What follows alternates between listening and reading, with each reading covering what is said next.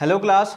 तो चलिए जहाँ से हमने लास्ट क्लास में छोड़ा था, अब इससे नेक्स्ट टॉपिक को हम करते हैं व्हाट इज़ एन एटम। हमारा जो एटम है ये क्या होता है, क्योंकि इससे पहले हम जो है मैटर के बारे में पढ़ रहे थे, अब उसकी सबसे छोटी यूनिट पर हम आ चुके हैं। आपने कभी जो है किसी भी जो आपका घर होता है, किसी भी जो दीवार है, रूम है, तो उसकी जो सबसे बेसिक यूनिट है वो किससे स्टार्ट होती है? एक ब्रिक से। जब हम ब्रिक को एक साथ लगाते चले जाते हैं तो हमारी वॉल तैयार होती है, और जब ऐसी 4 वॉल बना देते हैं तो हमारी रूम तैयार हो जाता है। उसके ऊपर जो रूफ है वो लगा देते हैं एंड हमारा जो कंप्लीट रूम है वो बनकर तैयार हो जाता है। और धीरे धीरे जब रूम के साथ में एक दूसरा रूम बनता चला जाता है तो हमारी एक जो घर है या फिर जो बिल्डिंग है वो बनकर तैयार हो जाती है। तो इनमें जो है ध्यान देने वाली चीज़ क्या है, जो हमारी सबसे बेसिक यूनिट होती है किसी भी मैटर की, वो क्या होती है? एटम। ठीक है। जो हमारा एटम है वो कितना बड़ा हो सकता है, तो इसे जानने के लिए एटम जो है वो काफ़ी छोटे हो सकते हैं, और ये क्या हो सकते हैं? Smaller than anything that we can imagine. ये इतने ज़्यादा छोटे हो सकते हैं कि अगर हम किसी छोटी से छोटी चीज़ की कल्पना करते हैं तो वो उससे भी ज़्यादा छोटे हो सकते हैं। More than millions of atoms we stack would make a layer of the barely a thin as this sheet of paper. यानी कि जो बहुत ही ज़्यादा पतला कोई भी रेशा होता है, जिसे आप बहुत ज़्यादा पतला समझते हैं, वो भी जो है मिलियंस ऑफ एटम्स की जो लेयर्स होती हैं उसके अंदर आपको देखने को मिल जाएंगी, जो कि इतना छोटा होता है। आप ये लगा लीजिए, जो एटम की रेडियस होती है, जो हम नैनोमीटर्स के अंदर मेजर करते हैं, तो आप लगा सकते हैं वो 10 की पावर 9 नैनोमीटर्स होती है। और इसके रिलेटिव साइज में आप देख सकते हैं कि जो आपका एटम ऑफ हाइड्रोजन है वो 10⁻⁻10 है, जो आपके रिलेटिव साइज में है। जो आपका वाटर का मॉलिक्यूल होता है वो 10⁻⁻9 होता है। जो आपका हेमोग्लोबिन का होता है 10⁻⁻8 होता है, एंड सो ऑन। आप देख सकते हैं ये। इसके बाद में क्या है हमारा नेक्स्ट टॉपिक? We might. हम जो है ऐसा सोचते हैं कि जो हमारे एटम्स होते हैं ये क्या होते हैं? Insignificant in size. ये जो है इनसिग्निफिकेंट होते हैं साइज के अंदर। Why should we care about them? तो हमें ऐसे इनके बारे में सोचने की क्या ज़रूरत है? ऐसा इसलिए है कि जो हमारा जितना भी पूरा का पूरा वर्ल्ड है ये इन्हीं एटम से मिलके बना हुआ है। अब जब पूरा वर्ल्ड ही इनसे मिलके बना हुआ है तो ये कुछ ना कुछ तो वैल्यू रखते हैं। We are not able to see them. हम जब उन्हें देख ही नहीं सकते तो क्यों सोचें हम इनके बारे में? But they are there. हमें दिखाई नहीं देते लेकिन वो वहाँ पर प्रेजेंट हैं। इवन दो हमारी बॉडी में भी नंबर ऑफ एटम्स से मिलकर ही हमारी बॉडी बनी हुई है। And the constantly affecting whatever we do. और हमें लगातार जो है अफेक्ट करते हैं जितने भी कार्य हम करते हैं अपने डेली लाइफ के अंदर। थ्रू दी मॉडर्न टेक्निक जो है हम मैग्नीफाइड इमेज सरफेस के ऊपर एटम्स की दिखाने के लिए इस तरीके से दिखा सकते हैं। तो इसमें जो आपको टाइनी पार्टिकल्स दिख रहे हैं वो एटम्स हैं। Imagine of the surface of silicon. तो आपको सिलिकॉन है ये। What are the modern day symbols of the atom of different element. यानी कि अलग अलग एटम्स को दिखाने के लिए अलग अलग एलिमेंट्स के हम किस तरीके के सिंबल्स का यूज़ करते हैं। जो डाल्टन था वो पहले साइंटिस्ट थे जिन्होंने सिंबल को यूज़ किया था स्पेसिफिक सेंस के लिए।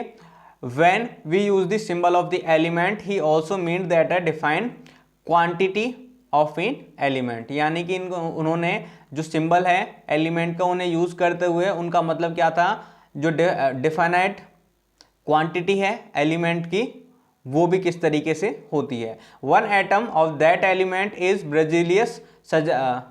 Berzelius suggested that the symbol of the element is made from the one or two letter by the name of the element। यानी कि या तो जैसे हमारा हाइड्रोजन है तो एक लेटर H लगा दें, या फिर दूसरा उसके साथ में कोई दूसरा लेटर भी लगा दें, क्योंकि कई बार हमारे कई सारे रिपीट हो जाते हैं तो इसलिए जो है एक वर्ड या फिर डबल वर्ड लगा दें जिससे भी उसका नाम स्टार्ट हो रहा है। जैसे कि हाइड्रोजन के लिए पहले इस तरीके का सिंबल बनाया हुआ था, कार्बन के लिए आप देख सकते हैं ये सारे के सारे phosphorus, sulphur, iron, copper, lead, silver, gold, platina and mercury and so on. तो शुरुआत के दौरान जो हमारा नेम था एलिमेंट का वो ड्राइव किया गया था, जहां पे भी उन्हें प्लेस किया गया था, and where they found first, जहाँ से उन्हें सबसे पहले एक्सट्रैक्ट किया गया था। फॉर एग्जाम्पल जो हमारा कॉपर है उसे निकाला गया था साइप्रस से, और इसीलिए उसका स्पेसिफिक कलर जो है, उसका जो कलर है वो भी कैसा था, name was taken from a specific colour, यानी कि इसका जो नाम है वो एक स्पेसिफिक कलर से निकाला गया है। फॉर एग्जाम्पल जो हमारा गोल्ड है was taken from English word, एक इंग्लिश वर्ड से लिया गया है जिसका नाम क्या है, येलो। गोल्ड, गोल्ड मतलब येलो।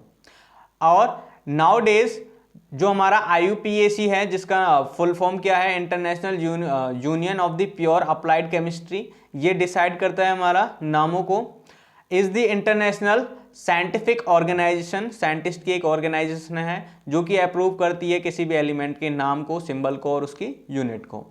काफ़ी सारे जो सिंबल्स हैं are the first one of the two letters, यानी कि आपके जो पहले दो लेटर्स हैं उनका यूज़ किया जाता है उनके सिंबल के तौर पर, और इन्हें जो है कैपिटल लेटर्स के अंदर लिखा जाता है, और जो सेकंड है वो हमेशा स्मॉल में लिखा जाएगा। फॉर एग्जांपल जैसे हाइड्रोजन के लिए H लिखते हैं हम, एल्युमिनियम के लिए A बड़ा होता है और L छोटा, ना कि दोनों हमारे कैपिटल होते हैं।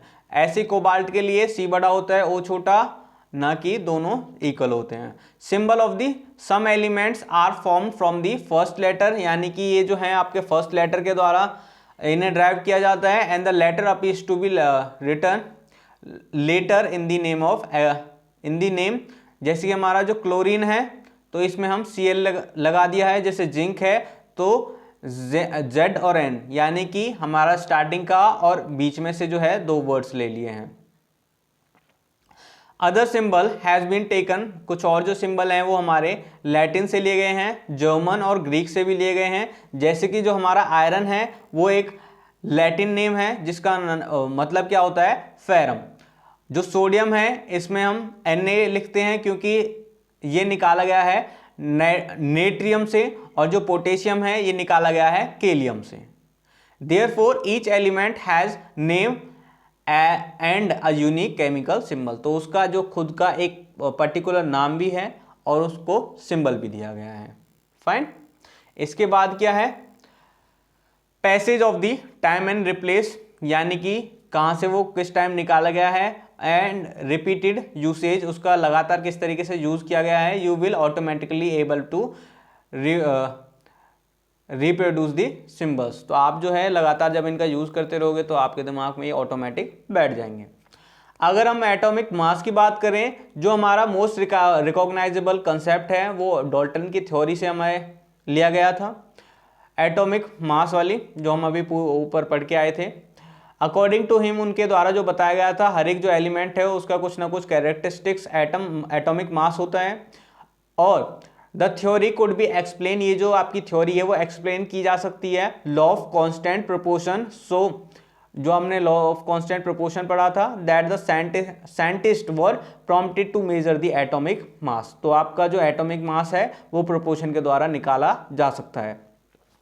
Since determining the mass of an individual atom, तो हमें अगर एक पर्टिकुलर इंडिविजुअल एटम का मास जो है वो प्राप्त करना है, determined by the using the law of chemical combination and the compounds formed, तो हम लॉ ऑफ जो हमारा केमिकल कॉम्बिनेशन है और उससे हमारा कौन सा कंपाउंड हमारा निकल के आएगा, तो इससे हमें पता चल जाएगा। जैसे कि अगर एग्जांपल के तौर पर हम मान लेते हैं कार्बन मोनोऑक्साइड, तो इसमें हमारे क्या है, एक कार्बन है और एक ऑक्सीजन है। ये जो है हमारे ऑब्जर्व होते हैं एक्सपेरिमेंटली, जिसके अंदर हमारा क्या है, 3 ग्राम ऑफ कार्बन कंबाइन होता है 4 ग्राम ऑफ, यानी कि 3 ग्राम ऑफ जो कार्बन है combines with the 4 gram of oxygen, और हमारा क्या बन जाएगा, कार्बन मोनोऑक्साइड। दूसरे शब्दों में कहें तो इनका जो रेशो है वो कितना रहेगा, 4/3 इट्स मास ऑफ ऑक्सीजन, यानी कि जो इनका प्रोपोर्शन रहेगा वो 4/3 का रहेगा।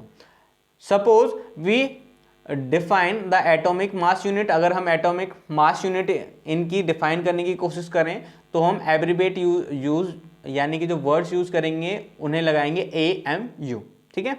But according to the latest IUPAC recommendation, जो हमारा नया IUPAC का रिकमेंडेशन आया है, तो AMU की जगह हम केवल U लिखेंगे, जिसका मतलब क्या होता है, यूनिफाइड मास। आपसे पूछा जा सकता है U स्टैंड्स फॉर, तो आपने बताना है यूनिफाइड मास, ठीक है, as equal to the mass of the carbon atom and then we would, तो यहाँ पे आप देख सकते हैं इनके सिंबल्स हैं, एलिमेंट्स हैं हमारे, तो आप एक बारी यहाँ पर रोक कर वीडियो को सारे के सारे ध्यान से देख लीजिएगा, ये आपके लगातार अब केमिस्ट्री में चलते रहेंगे। फाइन, इसके बाद में they are able to give you refer whatever you study about the elements, do not bother to memorise. चलिए आप जो है लगातार पढ़ते रहेंगे। जो हमारा कार्बन एटम का मास है वो हमने देख लिया था 1, कार्बन का कितना हो गया 1, एंड ऑक्सीजन का जो है हमारा कितना रहेगा atomic mass 1.33। However there is more convenient to have these numbers as, तो होल नंबर, इसलिए हम इन्हें होल नंबर की फॉर्म में लिखेंगे, near to the whole number as possible while searching for the various atomic masses unit. जब हम लगातार दूसरे एटॉमिक मास यूनिट को खोज रहे थे, साइंटिस्ट ने initially took the 1/6 of the mass of the atomic naturally occurring oxygen. तो इन्होंने क्या देखा, जो हमारा नेचुरली मिल रहा था 1/6 मास ऑफ द ऑक्सीजन, ये हमें मिल रहा था।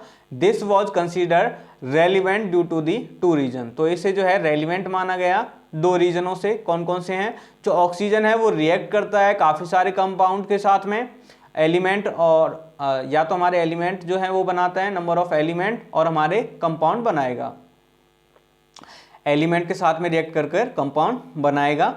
और दूसरा क्या है, the atomic mass of the unit give the masses of the element, यानी कि ये जो हमारा एटॉमिक मास हमें पता चला था, इससे हमें ज़्यादातर एलिमेंट के मास जो हैं होल नंबर के तौर पर ही हमने यूज़ करने स्टार्ट कर दिए।